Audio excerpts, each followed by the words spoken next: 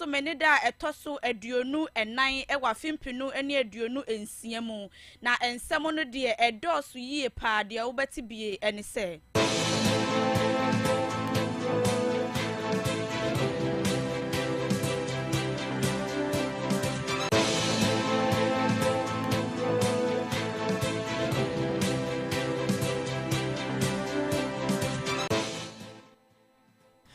Mampanyi John Dramani Mahama Bamani atudwa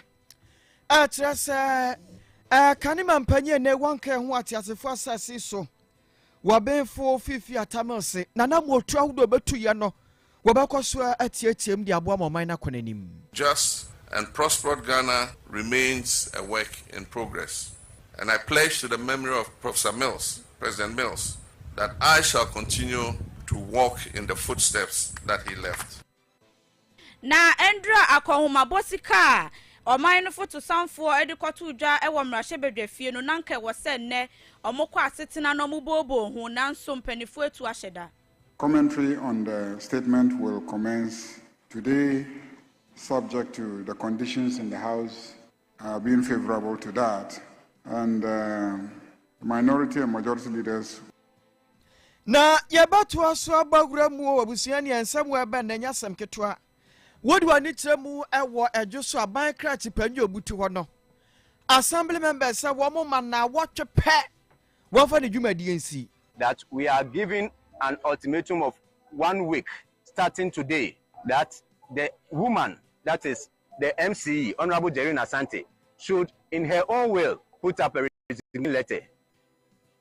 Yabatu aso aboremu ewo arewusemu ne yaba kopiemu ewo jase kan no ewo timantemu kopiemu wo hono modi a okada riders fuo bia nyantokwa gidigidi ma obi kopata omodi key awo nadwen ho abranche dia wono no wanya emfisha no ediasa ena wono no ade a ena no adament no asia ba okada fo ne mienu entem ena papa yi a yede safoa awo na adwumu sa ne so o kwa akopata Yabatu aso aboremu ewo dwadie ni sikasemu na tirimudahima ede ebebo eremu wo ho enewo edwadie eni sikasemu titinani edema Food and Beverages Association of Ghana ye echom se from se Fabag omu na ene omu de asedan sempa ekwadiama NDC aban se wahwe na omu so endra budget a ombe kenkan ye no etuo bi e wo so omuto no ye yidi afri omu so. The decision to scrap it is a very laudable one and very, very commendable one. And I would say that the manufacturers of the local juices must take advantage of it. Yabatu aso aboremu ewo nigidie kase bomu na sekina efia sekina de yabatu aso. Yaboremu ewo nigidie kase mu a ene councillor Lutrot eno de abetu dwase HIV/AIDS na ababebre na mu wo mo sopan eye mabu no mo manya fiti dunum ekopim aduonu nan no. Ye shas ye see HIV/AIDS and AIDS. We don't go for a leading Emma Elgan. Now man leading age bracket na ma mebuafu from 15 to 24 Emma leading. And ensem no dodwana na eka ho. Ya de sumu anwumire nyasam ketwa wa chekehwe. Na enwumakuo no dodwana so de ebo ye chi doma me anya hode pa. Ni aso ahode pa mu obusua dobites ne capsules ye drontafo. Ya kabom ni anom na sede etie bia beboa ma sisiade ni nyina se atukure kwa emmabio. Black Wolf Security Limited impanyi bua me ne bambo mu sisi ahodo awie peye. Wafie mu nwuma mu no suku ho nyina no. Niama nyina begina pinti ama wo sa pepepe. Senenso se Elohim Herbal Treatment Center. Aya bia ye den habama. Eni aba fufidie kasie ni ne de asawade. Ama ne ahoto aba ama na yi enje ventures ma na papa ma de aduani padi na aboa mu anya taste no ankasa ewo hodomo sane nsoma mi o sande yi nak clinic doctor osu kan kam osabra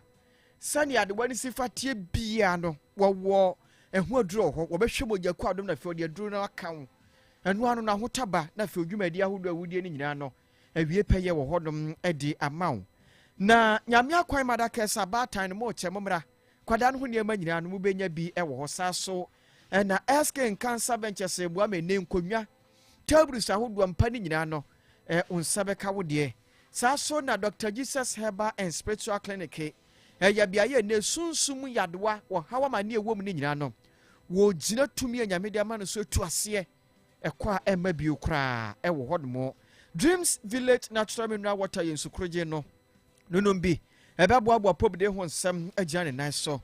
ICGC Eliezer Stamp mpanyi sɛ Kairos movement no afidie no agɛsia o ɛna yɛde ɛhyehyɛ so ɛwɔ hɔ Zenjin Golden Region mpanyi sɛ Zenjin Employment Clinic no wɔn ɛde aba enti yɛn ma yɛwɔ wɔn kuroto ahodoɔ dunum yɛmfa ho nsɛm na ɛso mfa soɔ yɛnya bi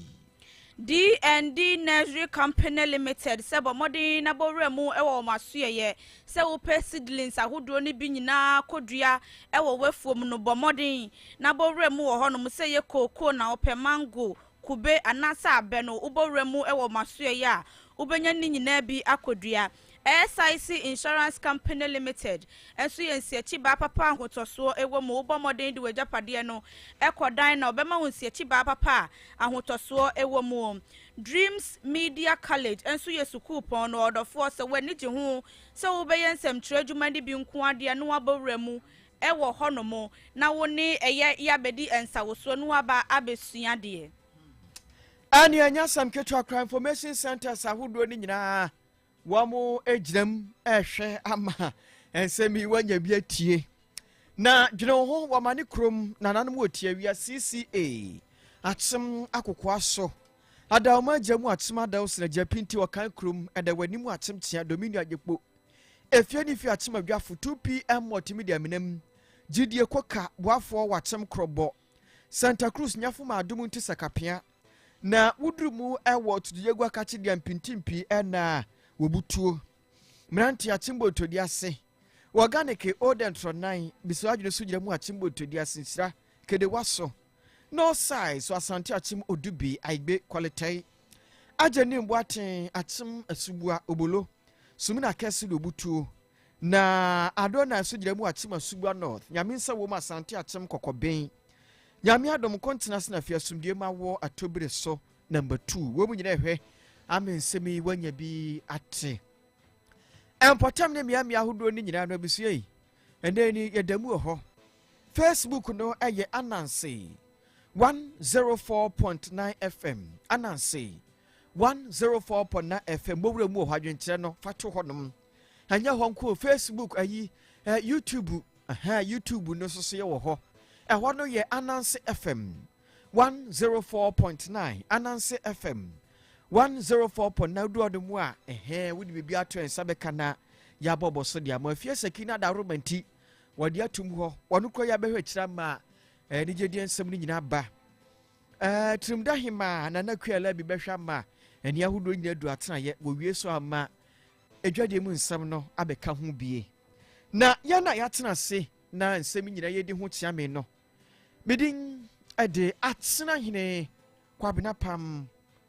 da wanfo mene dachi hima nana ya obema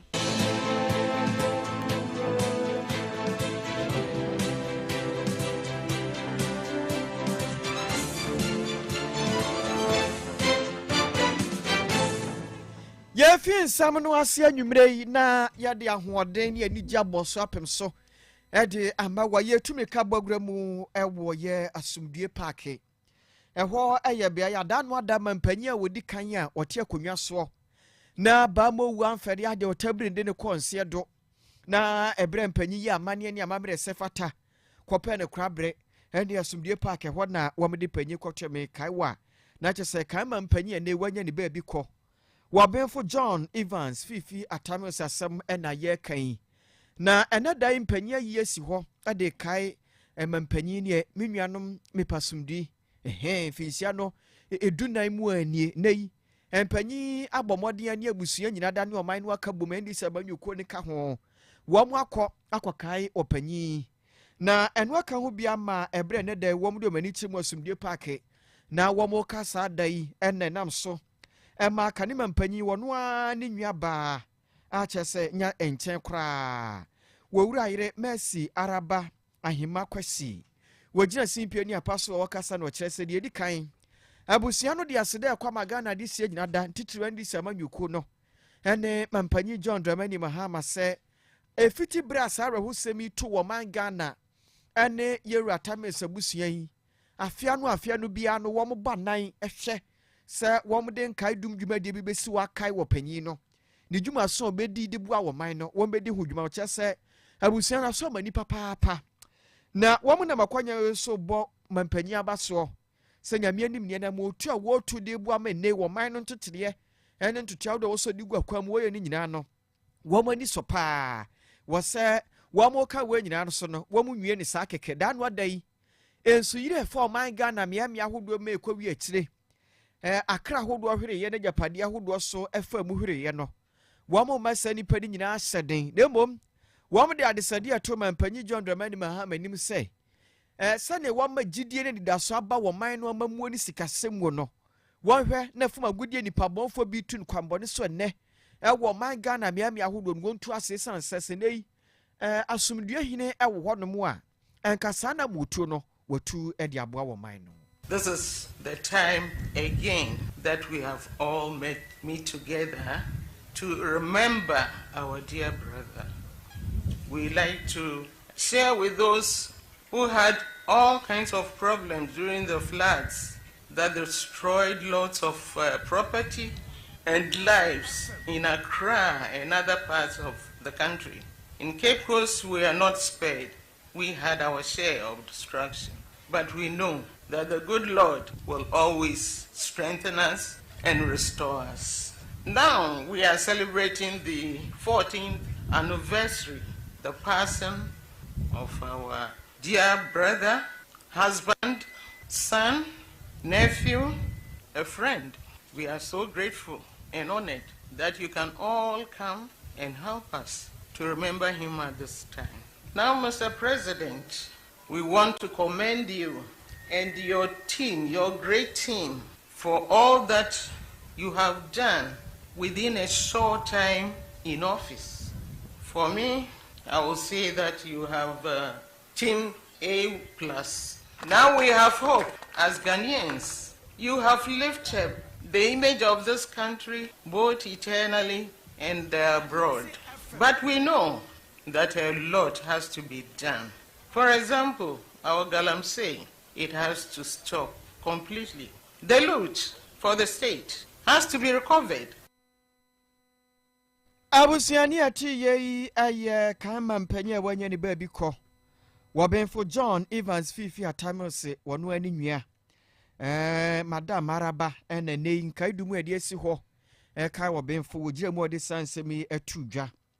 Na wawie ye na mrasebe dwafia cha mepanyi. When Monyanfo Alban Smana Kingsford Bagbin, Ejina Simpeni Apostle Subdi Parke, Watras no Chesebo, Kama Mpenny Yera John Evans Fifi Atamose, Yamiani Munye. Wabatra papa pasa, Wobibia da woody do anim. Sir Mampenny, Sir Waye Jumedia Hudwa Wadanwa Woody and Nimuno. Pesa Jumedia Basabapa. Na entrima wamo banbetumi akawse nei sabra bra hosame to my Ghana mo my Ghana nyina ye din prekope no sabre no akwada ya wo ne ne wokonya mfinsia no edunan ekoni dunumu aso ansa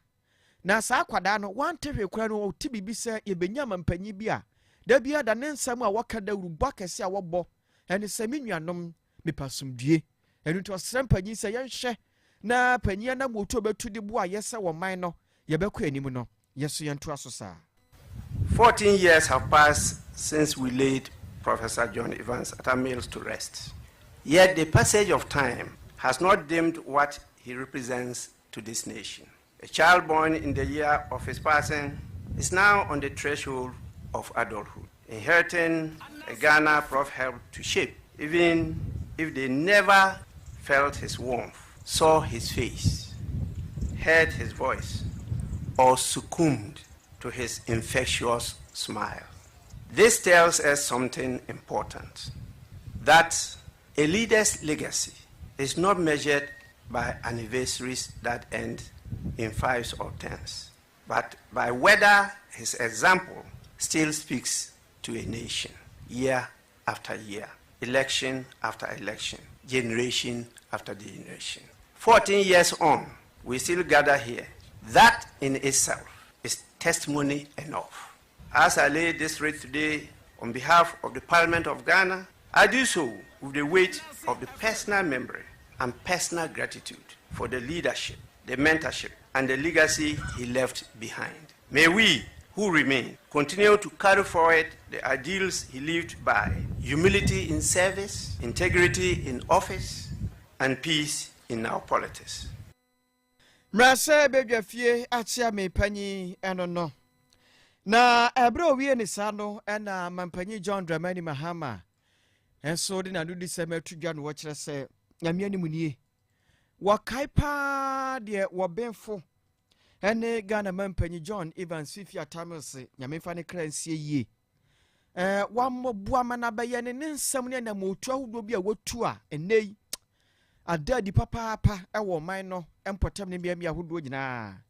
na wode ne nsa siribo aka de akire se panyin so ani so adi hu ano wo ene ahobrase odwo ana motu a wotuo ede bo man Ghana se mampanyin no wano mampanyin John Dramani Mahama wonyi ntontwene wo begira mu dendenden ade ayadwuma ewo do asumdie biakoye ene nkabum. Every year we return to this quiet place known as the Asumdue Park, not merely to lay wreaths, but to renew our gratitude for a life that enriched and strengthened our nation. Time has a way of softening grief and pain, but it also has a way of sharpening memory. 14 years after Professor John Evans Mills left us, I find that what endures most after his departure is not merely the memory of a president, but the memory of a man, a gentle soul whose character was his greatest strength. Professor Mills's leadership was anchored in conscience. He taught us that public office is not a prize to be claimed, but a trust given by the people to be honored. He understood that leadership is at its best when it seeks to unite a people rather than divide them, to heal rather than injure, and to inspire rather than intimidate. As I reflect on the responsibilities that the people of Ghana have entrusted on me today, I often recall his quiet wisdom and steady temperament. These values continue to remind me that every decision that I take must ultimately serve the people of Ghana and strengthen the democratic institutions that would outlive us all. His dream of a peaceful, just, and prospered Ghana remains a work in progress. And I pledge to the memory of Professor Mills, President Mills, that I shall continue to walk in the footsteps that he left. Mampanyi John Dramani Mahama. Abusia mayantu akase bone so ne enkopie mu ewo man mra hyebedwa fie na ye nyina ye ni musam sendra dai oman ne photo sanfo Dr. Kessel Atoforsin ede afinu nchemu akohomasika ekoto fom se ye tim kwabobo so ekirekiremu sene ye sene ye fata na eno na ewo emremu se oman no photo sanfo bebobo so wi a omu be abmrahye bedwafie betena se abobo hu se de asem no ekoye nyina na no na dom dodo no ba no dani eso de gina simpie ni apaso na wo kire se sa photo sanfo eye ne budget na obekin kan ye no ehum mobo hu no omu srada se omuntu nheda na emmoa na mrahye bedwafo no muntimi nkohwe budget ni mu yie no monti asie ye se de obeye asetena ne koso no mo betena se no mu bobo hu a bibia betimi akotote na enye se ni oswafo ne beka ye no omu bebu bia fa bi so anase omu betwa bi ede agya eno na oswafo anase we ye dom dodo ne ba no dani ekirekire mu se anka wosre se omuntu nheda enkosi ebenada ebeyi bosumia ye wo mni de toso aduonu enwotwe ewa afi mu a na nkomo metena se omahwemu akenkan mu ate ase awie no no ma betena se abobo hu se de be ya kululu bia enkoso oni.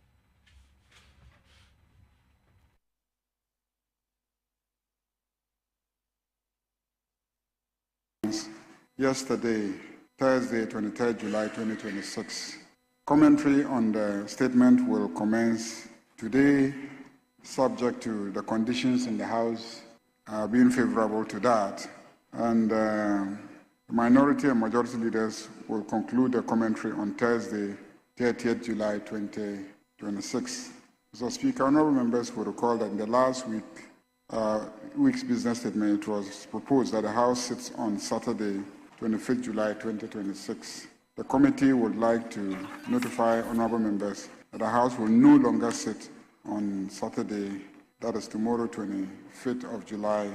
2026. Mr. Speaker, the House is expected to adjourn sine die on 31st July 2026. In this regard, the Business Committee entreats honorable members to continue to devote themselves to the scheduled business of the House prior to adjourning sine die. Now, Okasawiye, and now Uboremu Ewo Tolonwa, Mashabedania Wojinamu Edema this year Wahonomo, Onukroya, a first deputy minority whip, Onabo, a Habib Idrisu, Onosu Ejina Simpiani Apaso, Ediatuja, watcher say, Sa Tushadano de Omojituma enye, Omojituma enye say. For to some for bebo budget in the sono, not to say, majority nankasa kurano, omunia kukudro, omuni GDA, ewa budget na, a year for to some for ebebo sono, enunti, and almost a moon twin shedder.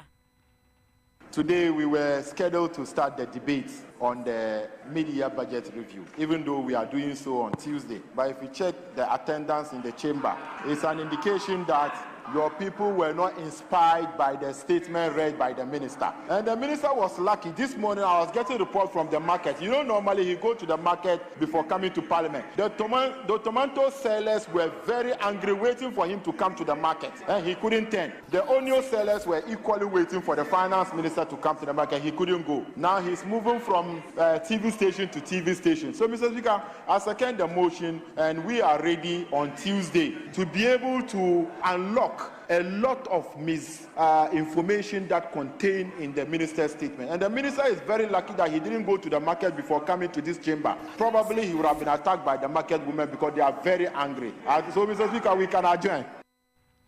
Any ayeti ye first deputy minority whip. Onukroya Jinamu, SM Rashebedweni, Edema, Adishia Omo Watalon, Onimonyamfo Habib Idrisu. Now, Omo Bobo is semi ye, and a first deputy speaker, Ewo Parliament, Onimonyamfo Bernard Ahiafo, Eddie, and also Nanu the same etu just say, Wa Moji Tumu, saying two a year budgetino, a humbobo who no ancient dado, but Modiana Kase I, Wa Wunyin Tumunoso, Kase no.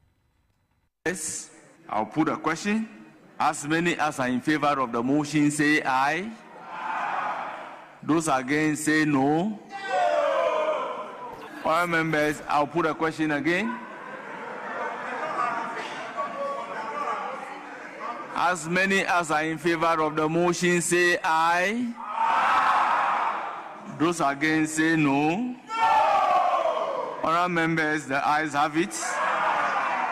The motion is adopted and the House is accordingly adjourned till Tuesday, the 28th day of July 2026 at 12 noon. Enti na I for the doors is see no. Enti a name Rashebedwe Omotu. Budget ni humobo hu ashe benade ebe ibusumie ye wo mini de tosu aduonu enwoche ewa afi mu a no makwotena si abobo hu. Nia ma yanum nsupa sanse nsukroje bo amabribia no wonya hoodi du dwumadi nyina da tena senko num nsu rofrofu bi na fe bewi akire na yedo akoto ayaresabia okwa doctor hu anim di se ma me na nsu be na wonom se wote sa asem di petim se wa fa baby pakra nu ntenei Dreams Village Natural Mineral Water nsukroje no aba mawo nsu ye nsu a yenya boteto afri mu tan mu de abef mfidia sone so na asemde wo mini se nuanu ahodo abo wapomde ho nsem no ye de bia stoma ma wa FD mpania gie atom enu nti wonum nyina na abo asiesie o wonum bi nyina na nsom yado ahodo a wo kodum nsubone ye ne obetwema nso kyenkyenkye no eno to nkwanta na pai na fi watimi akonnwumadi ahodo nyina so abasumdie mu a wo hawni amani bia ni akire enu nti mesra wada bomoden ese wodi wani ebekire mu Dreams Village Natural Mineral Water kache na dodo bia wohia bia no empanye ekrado se wo mo de be mawo bag no eye 8 Ghana cedis na wagye bag no baako wagye mienu wagye miensa na wokɔ w'animu a ɛne na hyɛ no nso ɛsɛnyɛ no mu a yɛdi dwuma hodi ahodoɔ no ɛbɛhia sɛ yɛbɛhia nsu dodoɔ no dreams sɛ frɛ yɛn ya yɛbɛyɛ ne nsu dodoɔ bia no yɛde abrɛw ama bibia da din ɛwɔ hɔ ɛma so a ne yɛbɛdi nkɔmmɔ so no ɛyɛ 0209 905 500 0209 905 500 na one dreams mpanyi abɔ nkɔmmɔ ɛde ɛfiri hɔ yɛatoa yɛn nsɛm no so abawura mu asante mantam no emu na ɛdwo so mansini mu na busua yɛdure ɛnɛ da yi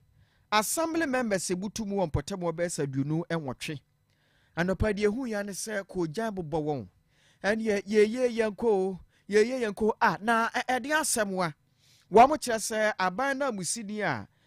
wɔbutu mu ɛwɔ mpɔtam hɔ nom no ne onimonyamfo ba Jerry Asante wɔn ka kyerɛ maame ne sɛ wɔn fa na dibra wɔdi sɛ aban krakye panyin no wɔn fa nto hɔ na deɛ ama asɛm na yɛ wɔn abufuo kora ne wɔn so mu bia nso de sɛ wɔn aboaboa wɔn ho sɛ ne wɔn ne abatɔ kɔmisa ekosia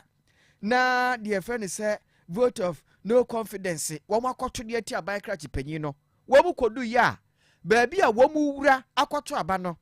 yatum wɔn kɔmisa sɛ aban na musini no wɔ hɔ no wɔn wahyɛ deɛ fɛ sɛ personal aid ama na kɔto mu de safo agu ne botom lafum wɔkɔ wɔyie fam wɔde kyɛ sɛ safo no kɔkora wɔn mɔ kɔ ama mo nkɔto aba ne ma aban krakye panyin no wɔn nkɔhwɛ ne to ase akonnwa ɛma ne to mpem fam ɛno nti wɔn kyerɛ sɛ deɛ mpanyia yɛ ne nni akɔfa posifoɔ abɛgu mansi na tena yɛ sɛ wɔn ma kwan wɔn ntu saa namɔ no wɔn ne hwee kan wɔn ɛnsi wɔn koraa ɛyɛ wɔn yaketewa bi nso ɛnsi wɔn ka kyerɛ aban na musini sɛ wɔn hwɛ wɔn ma ne na wɔtwe wɔn sɔ de firi baabi ɔte no wɔn sɔ de wɔn mpɛ keke ne kaka bia ɛno akyi wɔn ka kyerɛ mpanyin John Dramani Mahama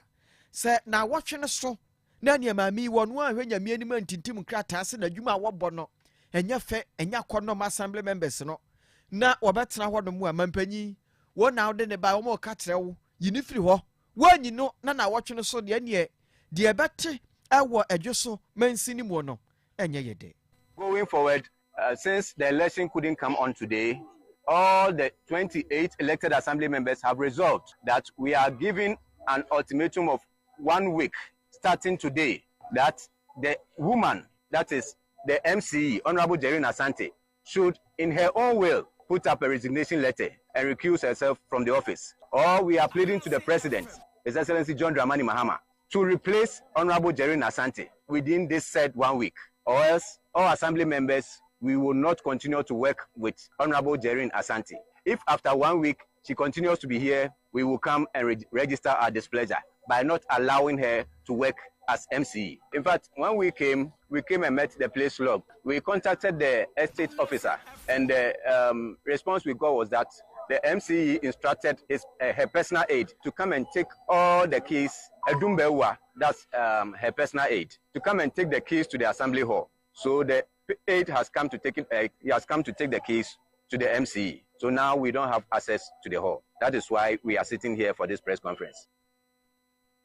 Eti assembly members omoko ya no diodio manim owura George Kuntu Blankson na wode nsem ya tudwa. Wo wi ya wanfansi o wode sobo so abo Asante Mantemu soafo. Se wo nsa kankra ta bi apanyin no nsa ne hyase. Na wo hu ni se wono na nei ama mami anya sa tumi no a waka kire ni pie. Na wakoto dan ni mu esa no. Enti wo ka kire Asante Mantemu soafo se assembly no ewo emra ne nsese ahodo mi di dwuma wo makwan ema emra no enya dwuma. In fact, when we came, we called the Electoral Commission to come and supervise the election. The response we got from the Electoral Commission is that he has received a letter that the meeting should be postponed. Aside that, we have also had a letter through our presiding member from the regional minister that the meeting be postponed and that he should direct assembly members not to have the meeting. And we are saying that per our model standing orders and at 963, nowhere is it stated that an RCC or regional minister can order an assembly or a district not to have a meeting. It is clear in our standing orders that the only person that has power to convey a meeting or to postpone a meeting is the presiding member. And that letter that we received, we are not giving attention to that letter. And yet, a assembly member Butumu ewo ejoso. And yet, we jam crowd kwamo electoral area or no ne. Would the assembly members in Kayeni Mo say ejoso abai and I'm senior Butuano. Mamina Juma Yefe, 1 penno. Now watch a pet 1 week. And of the man penisa 1 fena when you know in free home. I would say my answer Cassiabon so na min copiemu ewo D&D Nursery Company Limited. Na ubo remo honoma was see in Niaba, abana wopese wudria no say ye mango, say ye cocoa, say ye kube, abe, en Niabani bia wopese wudria bi, na wunye sika efri mono bomodi na bo remo ewo masuye, na kwaji se Niabani nebi na kodria. Omoche se we enye Niaba ye mema na wode share for moa, enfie numukura na enye na dwenkura se wo be free haban foforo ema wonso nya ndidaso bi wo ho we eye ma omoso ewodo so ena wode ema mo na ubowrem wo ho no ma wasi de bia ubebowrem wo ho bia enuaba ni na bi aye krado a onya ebeje de kwahye fomo a bosomemi ense echi ubehu ana free haban foforo na tese wonya ndidaso se wo sika wo de kotoi no ubenya ho mfaso enu nti na kira kwan no eye se ubowrem ewo mama so a teachers quarters ho no ma mama so teachers quarters ho no ma obefre ewo ho no mo eye 0241 392 1414 0241 392 414 Uboremu ewo prasukuma no so ema obefre eye 0553 385 149 0553 385 149 ana afenso boremu ewo nyafoma ya aka no wadru kuro ni mo no eno so ema obefre eye 0207 496 001 0207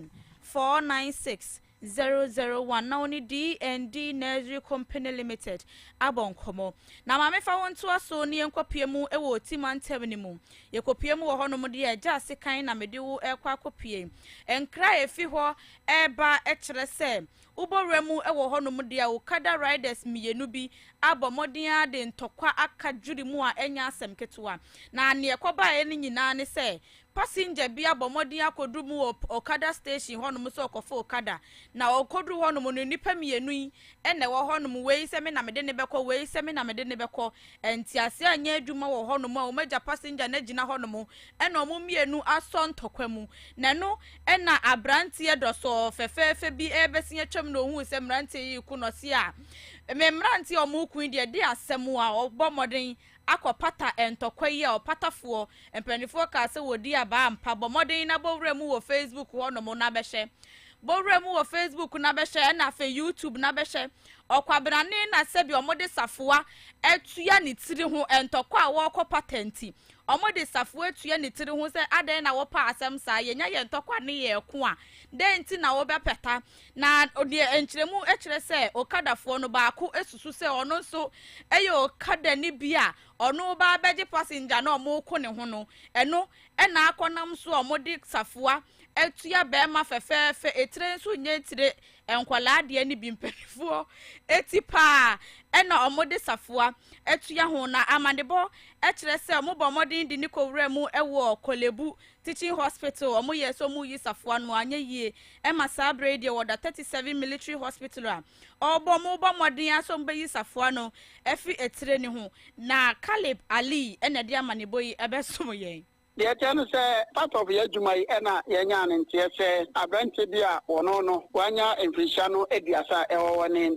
early 30s ena wono no ade a ena no ada passenger omugina station nti the ayan say passenger ba we say o me na meko we say me na meko na edement no asia ba Okada for no mienu entem ena papa yi a yede safoa awo na adwumu sa ne so o entokwa mrate kun de ade a ya yehu pa be na passenger no so gina wo hwe o mo pede baby akọ and also ọkọ pata na say adane ntọkwa ọkọ pata na ntọkwa ni mu na ọkada ne ne ba ko ka chensa ede onu free na wo ba be pata anaso onu so bepe moto ni bi na wo ba be ha wo musa na say wo aye na so wo pata wo ntọkwa anasa eno anso ọkada ne ne ba ko di abufo edi safu ayi awo abrantie mu adwen mu as na eba na sa no abrantie a wodi safu awo papa itiri mu edwane ya sabre apolisipo aye hwehwemu a eno ada omo sa akwa na sabre owo aban ekokomu na abrantie na yede safu no awo na adwen mu sa no sabre amino kasai abrantie omo de no agwagopem o enkran 37 hospital omo yese wo mu ebeyi edi amano enti chese dipa ko ode safwe wo abrantie de na chese woduye ye wonye bema wasan adwane ede aka ho sabra police for nsa so ni mu a oboa menhihwemu akoso na mamemfa wonto aso ne enkopie mu ewo so ame mansi ni mu eno ewo asante mantemu na ukopie num ewo hono de a ensuo bi eda hono ye fre no owa bi eno ewo kronom New York ena omobomode hu abrantie bia mu se eda ensuo ni mu a mo kire se omunim babia nipa yifiri omunim chese se de sebi emu na ye no kura no unhu na unhu se nipa so masinie na eye omanfo bi e wo honom na mo kire se ensu yiri de omo nhyɛ de enhu bi e wo mpotem honom na tese wei omo nimu no ne de na tese ensuo no na atwe na firi baabi e de na bedrumu e wo New York honom a na afenso omo kire sa police fo abomoden a aba ho abehwe emu no abefa no nhwehwemu ahodo e koso Krono Bremen New York ha de ensuo yiri fa enkrafo sanso no kwa bi to asaf market amefa nipa ye Bremen New York ha brobo sumini ensuo kase bia nto ha abrobo sume ha ya namte ensuo kase bia nto Bremen New York ha so won se ensuo yiri a ensuo kwa mamponten aside ntonso aboa so nyina enti won se ensuo yiri a efrachiri na eba mo se ha pa de brobo sume ensuo kase bia nto enti me ogide se efiri baabi ana abede hase se sia na boy bi ni mi din komo no wase aboa so na omo na nso se papa bi omo se na ni ha ne kakra okọ masrachi obai oba fie no be 4 days omo hu no boy bi na kana me yesa ne yete dia oba hu dia onfre fie ofre so ofri ho onfre na on ka chom se obi wo ha wodan som omo hwese ye wono a ana wase so omo yi ne kura no ko ni sa papa no nka obehwe se wono a enti amanya no se ositie nde ontimi nkasa wa panimu ana wa yakura ba mi usa police team bi no mu twam no mo hweye no omo twam no mo hweye ye ni ba potia omo free eni ayati ye ayadehie bi omo wo kronom New York ena omo abo mane so omo nim babia nipa yi free a ono ensuo yatwe no ede na mu abeto honom no na mayento aso ne emowremu ewodwadie ni sikasemu tirimudahima na ekuya labi ede ye to aso wo ho enewo ejadie enisikasemu titinani Edema Food and Beverages Association of Ghana womo ye chomutia from se Fabag womo na omo dia sida PSC pa ekodiama NDC aban ena fe Ghana mampani His Excellency John Dramani Mahama ewo dwuma soronko a omo di kra na womo kire mu sen wo kire se ene na etuo bi edomutri so be so hanu nchichemu aduonu sa etuo no ye tuo bi abre ni abre bia no ewo se omutua edema aban no na wo kire se enrada Ghana photo samfo ekogina simpie ne apaso ya okenkan budget no ene wo kire mu se sa etuo no wayi ede afri wo mutri so a na kire se eya sida eni kabia kra ena omo edema Ghana aban ena afen so NDC aban nyina na wo to aso ena wo kire se ene ankane no so bi eba na so the application kura ba say wo ba be pa adwuma a wozere mu de mu ni meka da ye tri so ye tu akura da ye fa wa boso mi ye timi nya scan farmer wo na so enei de se Ghana photo samfo atimi agina simpie ene apaso ede nsem bia todwa na wa kire se ene sa eto na ede omutiri so no yi ede afiri omutiri so de na kire se eba beboa e ma oman kronkron Ghana mu ha ene fruit ya ede ye juice etimi ebu oman mu pa na afen so emebu etimi anya adwuma aye. First of all, I want to strongly commend the finance minister and for that matter the NDC government for abolishing the 20% excise tax on fruit juices. The decision to scrap it is a very laudable one and very, very commendable one. And I would say that the manufacturers of the local juices must take advantage of it and let the government meet his expectations. In scrapping it and abolishing it for that matter, the finance minister stated in parliament that the decision was to ensure that to enhance local production and also create jobs. And so I would say that my members of our association, the local producers, must ensure that these decisions are achieved and for by enhancing, increasing their production and also ensure that sales can also increase. As sales increases, revenue will be able to mobilize through VAT and other corporate taxes and profits they will make. And then also jobs will also be created. So this is basically what I would say. Enia echegu ye Ora John Awuni ono tisineni edima Food and Beverages Association of Ghana. Omu ye chom tia from se faba gomu ye nyume kuobia omu di fruit enia mango ekutuo na apple ye juice bi edima ye no omo chese se enia sa etuo ya bomodin yi de afi omu tiri so dia application e montrombra na sisi anu adwuma pan na ebeba.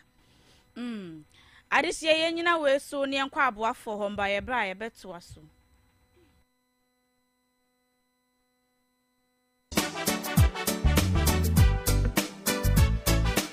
Yo do you nan say de wo kumi ne nkwan pa o why me bedi ankwa na menye obedi anko ENJ Ventures na me faseda emma wo mu obunam no anunzu ededodo na ntwinam akokọ tilapia opa redfish kotoje any gizzard enam ben na ope ne nyina ENJ Ventures na nam no otuni dudu mu esan yi no baako yeye dwuma adwuada kwasi ada se wo kompo no ma to store no mu a ofre ahoma ne pepepa amba beyi eniema ope amount a komni nchiremu ampa enti na wodi kumi na ye hwehwe mo ye hu omwe ubehu ewo new abrem praise ya sorry dan ho a ni LA school park no ana edi animuhwe yasie ye no baako ewo anyinam market no mu ho no mo a baby a transformer no esi no gata kase ni so ho a frewom 0243 029 204 ana 0557 876 816 oh any ENJ Ventures edinam papa bedwama so amanfo nkwan mu ayehwam ne de ene ne awari musu be yehwam sali nie kese nansi am chira Dr. Bednego hodie so say yare o ha yare sawo wow check up time na so we dey go see what Dr. Bednego aso ye elo ni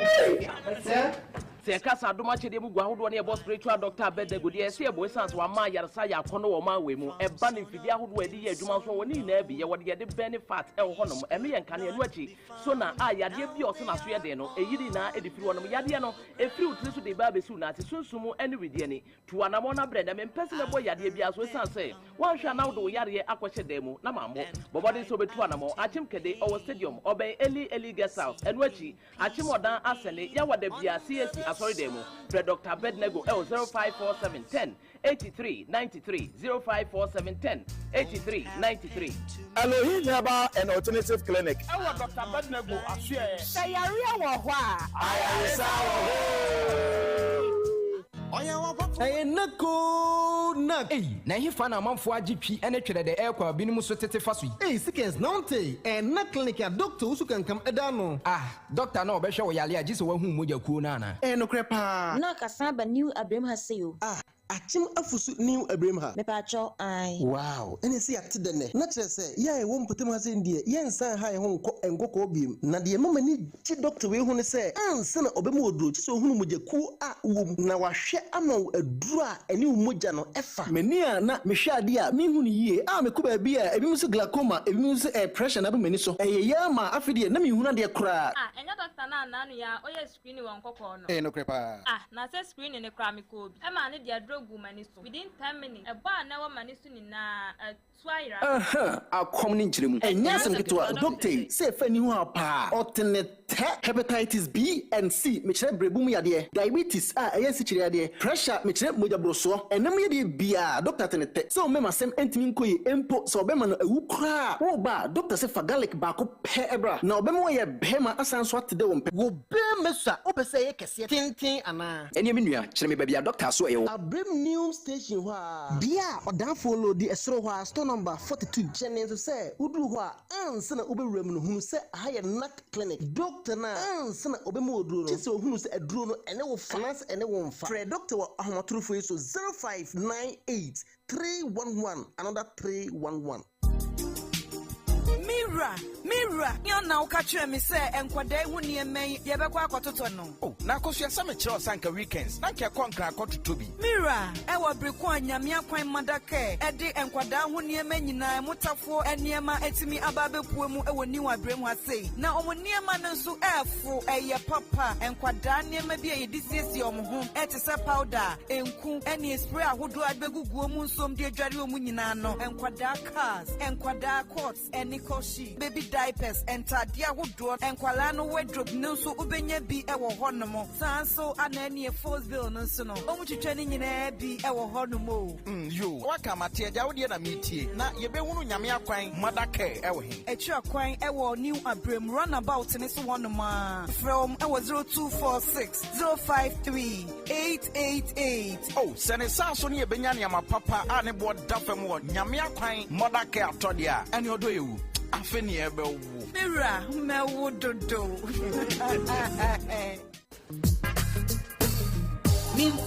Kotunto na awari a ukowari na udam nyina soko nkonwa ne mpa kese ade frabro chana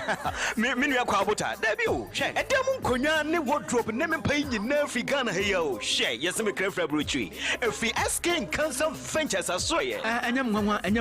enanu mi twempa eniam sum honum pa no jai pa je yire mpaboa yi omudi chechemu bi mo friends anyampa yi shurage just SK nankasana we too much hwe se ban stuffing chairs papa sofa office chairs and dining tables any chairs ahodo nyinara me say eba ne papa wo beda so yi open wardrobe no all sizes eba ne center tables modern TV stand na kitchen cabinet ne de menua jai matesefu na ka nyina so ya kyese wo ye mane ye pepa menua enye se wo kan obeya mana ye farm wo kra wo kon bedo wo ka che me kon bedo wo sai oh debi na woni mi se oje apprentice e kire wo madwuma na bebi a wo ti beto krampo de woni problem afin so wo so adwuma na wi a opese obeye work and pay SK Cancer Ventures abiebie no krabata na to apeti bebia won kokwa manfro munya trabo so ka to bansa ni fa so pe ena buadua o Livingstone Junction abrosan fitana se honom pe asaman kase ubehunu Jamestown Junction achimafosu oben Diamond City Pub e wa brem kwan no so a ena ni wa brem oni the late SK Buafo Dino ne di hwe anim na main office ne de wo achim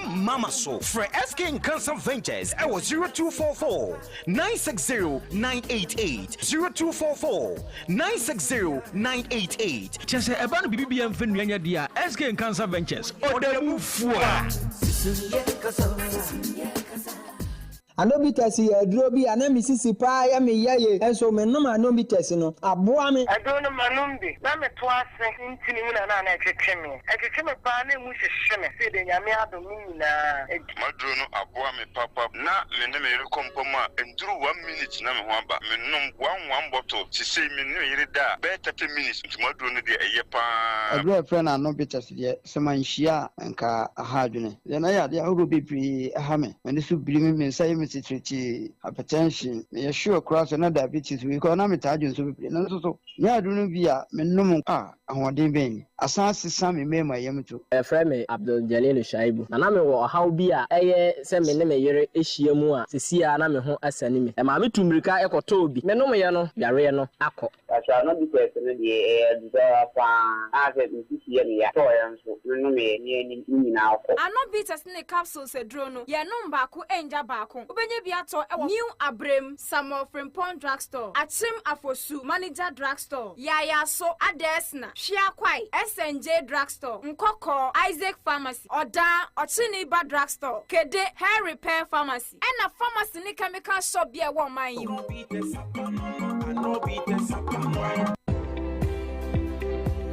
Abusiafo, are you looking for a reliable security services for your home, hotel, bank, office, school, construction site, or business? Look no further, but rather look for Black Wolf Security Limited in collaboration with InfoSec Technology Systems Limited, your trusted partner in terms of safety, protection, and peace of mind. Obayasuya, your highly trained security personnel sayateti omwa omuhwe afie sikakrabia suku sahodo and sorry any biaye ahodo a ehube hia se ahobambo ebekoso ewo ho. We also specialize the supply and installation of high quality CCTV security cameras for construction sites, shopping centers, schools, offices, residential homes, banks, hotels. Yes, I will. High quality, long lasting automation gate machines. Sa gate we know. Oh, Ralphia, and whom he has a ubesi aquacobio, a remote no one would be a electric fence installation, no cradia. Jai. Protect your premises against intruders, designed to keep your family, home, and business safe at all times. Black Wolf Security Limited, yet on high quality product, regular maintenance and technical support. Yachira Kwine Ewo Akraman Junction in Sanwem. Nkrabatani Biwo Amasamai Road behind Akramaman Cemetery, Accra. Friend was 0208 793756 0554 118 188. Over to Minswashi and Sanu Jumani B.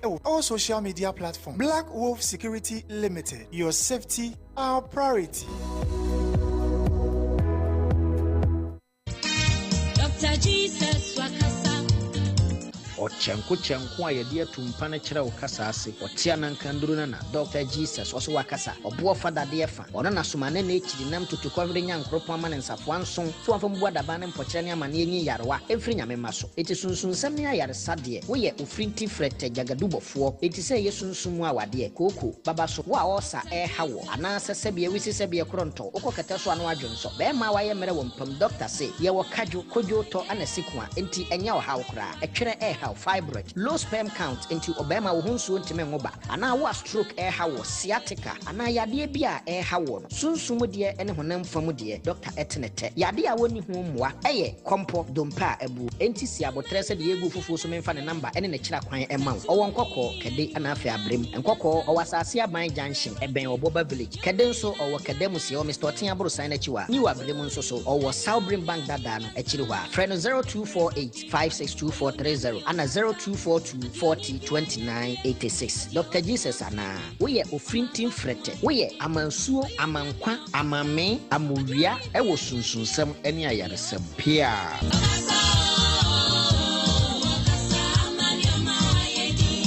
Ananse FM 104.9 yo babia yo baby ampa de hye dam asesem atwen ye me akwaje aboafo nkrato aba Mama fa won to aso ni enkopie mu ewo Dreams Media College. Wani swade hu wankasa wani swade hu wo bana ni swade hu wo faase ni swade hu so be yensem tradwuma no bo modin anafa ni be pie mu ewo yaso ye ne yema ne ntete ye mapa ntete ya odu obi fidie so no kwotena so mbeka se brantie de wa amaso be attachment na emo bai se adwuma nankasa no waye bidi dansa na woba yenko an ye betimi atetew e ma akopie mu wo obi fidie so ebeka saa de afa wo ho enu nti se ye newscasting reporting communication media law and ethics television broadcasting music presentation sports presentation program hosting production talk show NFA camera handling video editing NFA DJ ni nyina ubore mu ya so ya ye beba modern de wa fantete ye mapamu e ma wasua ni yie na upia bonten so a ukotena obi afidie so hu ne wo ye afen so eba no abefo ntintan fidie ni so dwumadie bia ye eba modern akyerew ni yie pa na wokọ abefo ntintan fidie so a enye bibi bia na wo de koto so a omode hu beja wo behu ane a block wa account basabasa enu nti wo ba ya so ye de a yen ne ye be kyerew atete wo yie ema wo kopie mu wo ba bi obi ehu se wo ye professional wo bo remu e wo Ananse FM soro anum se a form so no ebuse ya na beje wodie na bra na besua de afensu boremu oskum ho abenya eye forms ni bi ye ni Ananse FM na edi dwuma enti wo wie school na betimi abeya attachment wo ha ya obehu ye kira kwan e wo ni wa brem new stores ni mo ani post office no ene di enhwe ni mu bomodin na friend wa homatrofo isom 0509 606 000 0509 606 000 SIC Insurance Company Limited agency achiba papa ahotoso ewo mu wajapade no bomodin a na fa bedan ya atorenche mu hoye ba emonka ye afensu ye den hyehyeye nan na egu akwan mu a educational plan plus policy say ye wankasa wo mu wo ba wo faase wo na bi ne pese oto na desua so kosua pon mu a hyehyeye a ne ye bekọ ne ye bebomodin mu ani so ade hu no abamu ede amount ultimate family security plan no eye wo dada sitine mu banbo guaranteed endowment plan plus no enso eye so betie sikapudo bi ede ate ho no mo bosome anasa afi infiedu afi echi na waba abeji wusika final journey plan plus no enso eye say ye bia befie na wonhu ba bia wonfa wani mfa nkobo besia eno eye final journey plan plus ye ho say ye beboa ma ye hu totoye ni nyina eno so akototin e de ama obehu ye tra kwan e woni wa brem new stores ni mu ho no ma store number 6 ye ni post office no ene di nhye ni mu frɛ wa homa trufo iso 0302 977 552 0302 977 552 and I say 0559 940 205. ICGC asafo ne febutumu ewo eye atimafusu metra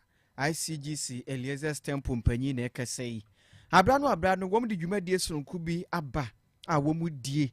na womu edru hodum agabusua wosom enyasem ketwa kra die da so eye Kairos movement ne nei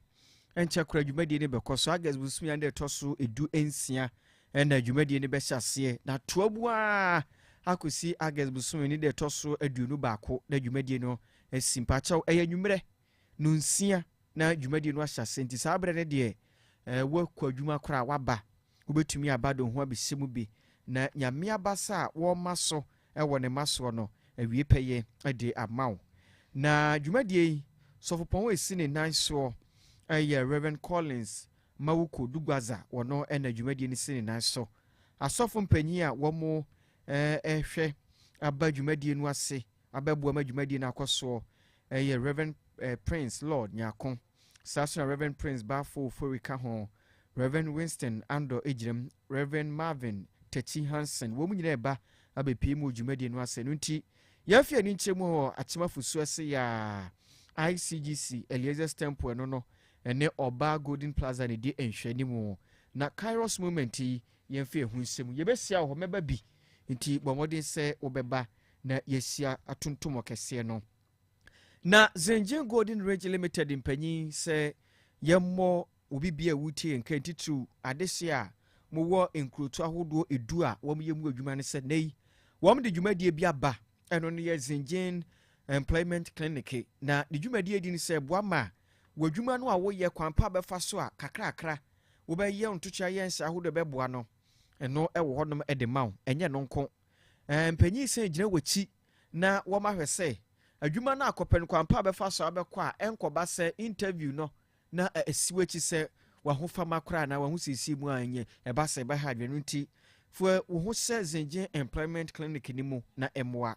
se no so se we ni sikatua bi ani ho na mum empotam ahodo abra no Zenjin mpanyi wo mo bo adesie nkaye wo mdwumadie ho no wo mo de kill arabia bebo ho nti ko scan wo phone ne so ko ne ko scan wo phone ne so na emwama unya kwanya no emungrem ewo dwumadie nim assembly members e won potam ahodo nyina no wo nyina so uduru mu omatena ya won bebo ama watimi register na ne Zenjin Employment Clinic wo de ho asemu bia ma bibia adadin wo hoboko ede amaw ho asemeno na abusua kasebo no ye de asi yesode amankaibo hotel atraso amaw na enei no na Reverend Alex Opon wono ane ba Gilda Asantewa Kunadu Opon na woda